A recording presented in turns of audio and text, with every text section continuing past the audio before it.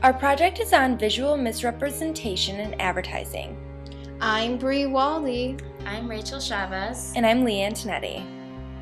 7 million girls and women under the age of 25 suffer from eating disorders. American psychologist J.J. Gibson conducted a study in 1950 that explained the way humans portray an image as reality in his work, A Perception of the Visual World. Gibson's theory describes visual fields as the world around us and the visual world as the human perception. When light reflections come into our eyes, the visual world interprets the patterns as reality. The images move freely from the visual field to the visual world without entering an analytical perception stage. The images are instantly perceived as factual before the human logic can process the image and further evaluate its authenticity. Neuroscientist Joseph Ledoux published The Emotional Brain, a report of his findings about how the brain produces emotions. Ledoux's research indicates the images the eye sees to travel to the thalamus and then to the amygdala, which is the part of the brain that triggers emotion.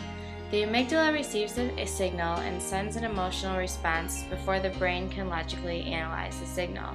In short, humans make an emotional connection to what they see before they can make a logical connection to it. Knowing how the brain processes images is important for advertisers because visuals are an essential piece of informing consumers about products.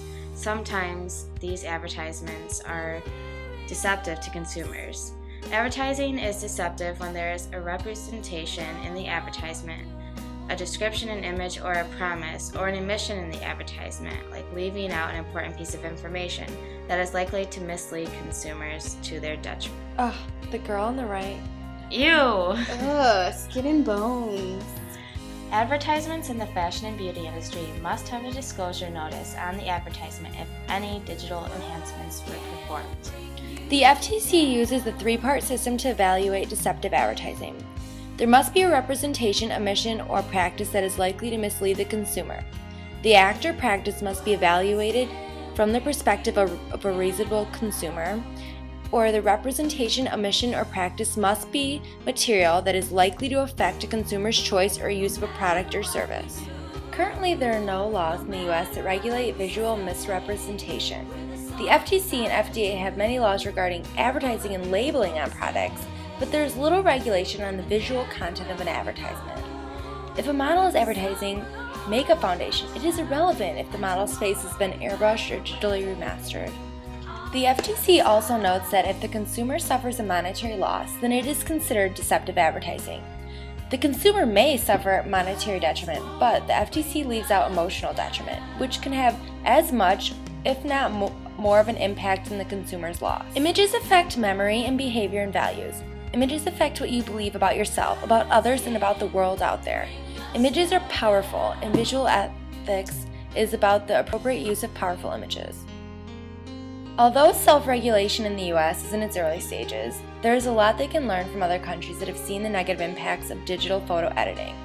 In 2009, the United Kingdom and France proposed a law that all enhanced photos must be accompanied by a line reading, "Photograph retouched to modify the physical appearance of a person." Under this law, marketers and advertisers who do not comply would be punished with a fine of 37,500 euros, or up to 50% of the cost of the advertisement. The law did not pass, but it is important to note that other countries recognize how young women are suffering from deceptive cosmetic and fashion advertisements. Earlier in 2012, Israel passed a Photoshop law. It requires all models to maintain a particular BMI if photographed for promotional use, and also prohibits undisclosed airbrushing, enhancing, or editing to make a model look thinner. The high number of eating disorders in Israel was the fire that ignited the bill proposed in Israel. Sheehan describes 3 dimensions in her book. Dimension 1 consists of the intended and unintended consequences of the advertisement. Women's cosmetic and fashion advertisements today use many techniques in order to promote their products.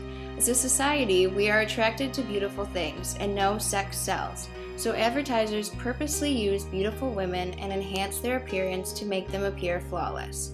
The unintended consequences of fashion and cosmetic advertisements also play a part in the marketing process. Not everyone looks at external beauty as the only thing that matters. Also, women in ads can be a victim of objectification, causing certain attitudes toward the product. Dimension 2 consists of social criticisms and regulations. Currently, there are many social criticisms surrounding Photoshop and advertisements. The Self-Esteem Act is one of the major campaigns that is getting media attention. Seth and Ava Matlins, founders of Off Our Chest, created the act. They believe the new regulations of having disclaimers on all Photoshopped advertisements will protect children and teenagers from unrealistic ideals when it comes to beauty and body image. The inspiration for the Self-Esteem Act came from Dove's campaign that resulted in finding 71% of girls with low self-esteem feeling their appearance did not measure up to the stylish, thin models in advertisements. The Self-Esteem Act is not the only social criticism out there, but it is helping generate attention for future regulations on digital enhancements. As far as regulations go, the FTC uses a three-part system to determine if advertising is deceptive or not, but there are no current Photoshop laws that are actually in act. Dimension 3 consists of industry perspectives and self-regulation. According to Sheehan, it is the duty of the consumer to become more critical and aware of advertisements. One person may perceive an advertisement differently from the other. Some may not consider what they see in advertisements as what women are supposed to look like, and others might. Sheehan believes that there needs to be more responsibility placed on the consumer rather than the advertiser. Self-regulation for misleading advertisements is also a major part of U.S. regulations since there are no official laws against photoshopping. The National Advertising Division has already been busy looking into controversial advertisements. In response to these misleading ads, the NAD says, advertising self-regulatory authorities recognize that the need to avoid photoshopping in cosmetic advertisements where there is a clear exaggeration of potential product benefits are necessary. This self-regulatory action seems to be going in the right direction for official regulations on Photoshop laws for the future. The case study we found was from L'Oreal in the UK. L'Oreal was advertising their Lancome Teint Miracle Cream with Julia Roberts as the model. The two-page ad stated, Lancome invents its first foundation that recreates the aura of perfect skin.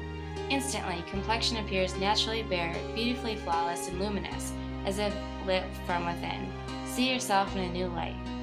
The issue of the ad was whether the ad was misleading because people believe the flawless skin that Julia Roberts has in the image is a result of digital manipulation, not the product. It turns out the advertisement was violating two codes according to the UK regulations. So in response, the ASA decided the ad could not appear in its current form again for being over-exaggerated and misleading. In summary, our warrant is that we respond to images emotionally before we can analyze the content. In fashion and beauty advertising, deceptive images can cause the consumer to become self-conscious of his or own body image. By demanding a disclaimer on all photoshopped images, consumers will better understand the perception of reality.